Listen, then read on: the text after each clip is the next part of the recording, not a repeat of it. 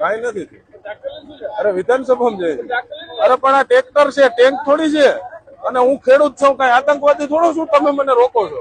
હું તમને મારું એમએલએ નું કાર્ડ બતાવું.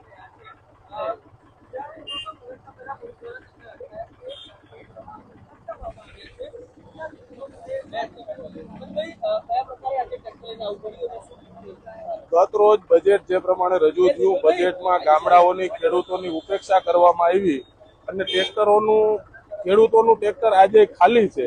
એ અંગે માનનીય સરકારશ્રીનું ધ્યાન દોરવા અંગે આજે ખાલી ટ્રેક્ટર લઈ, ખેડૂતોનો પ્રતિક સમાન ટ્રેક્ટર લઈ અને આજે હું વિધાનસભામાં આવ્યો છું. વિધાનસભાના ગેટ ઉપર મને રોકવામાં આવ્યો છે.